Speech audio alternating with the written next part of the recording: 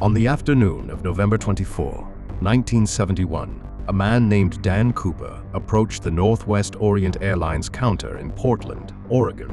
He bought a one-way ticket for flight number 305 to Seattle, Washington, using cash. This seemingly a very normal transaction was the start of a big mystery for the FBI. Join us as we unveil the most captivating hijacking incident in history.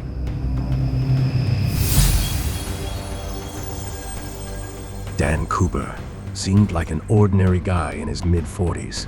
Cooper was attired in a business suit, complemented by a black tie and white shirt. As the flight awaited departure, he calmly ordered a bourbon and soda. Shortly after 3 p.m., Cooper passed a note to a flight attendant. The note said he had a bomb in his briefcase and requested her to sit beside him. She was shocked, but she did as he asked. Cooper then showed her a bunch of wires and red sticks in his inexpensive briefcase and told her to write down what he said.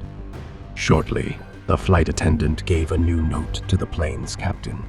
It said Cooper demands for 4 parachutes and $200,000 in $20 bills. Thus commenced one of the most captivating unsolved mysteries in FBI annals. After the flight landed in Seattle, the hijacker traded the plane's 36 passengers for the ransom money and parachutes.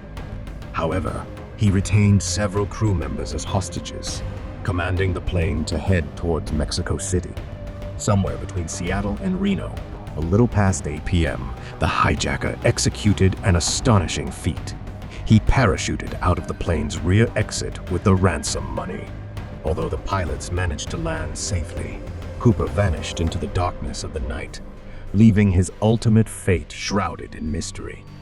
Prompted by the in-flight crime, the FBI launched an extensive investigation. This investigation spanned many years and involved interviewing hundreds of individuals, pursuing leads across the nation, and meticulously searching the aircraft for evidence. By the 5th anniversary of the hijacking, over 800 suspects had been considered, with only 24 remaining under serious consideration. One individual from our suspect list, Richard Floyd McCoy, continues to be a prominent figure among many investigators. McCoy was apprehended for a similar airplane hijacking and parachute escape less than 5 months after Cooper's flight. However, McCoy was eventually ruled out as a suspect due to disparities between his physical description and that provided by 2 flight attendants who encountered Cooper, among other reasons. The possibility arises that Cooper may not have survived his leap from the aircraft. The parachute he employed lacked maneuverability. His attire and footwear were ill-suited for a rough landing, and he descended into a wooded area during nighttime, a perilous scenario even for an experienced parachutist, which Cooper was not believed to be. This notion gained traction in 1980, when a young boy discovered a decaying package containing $20 bills of $5,800 in total.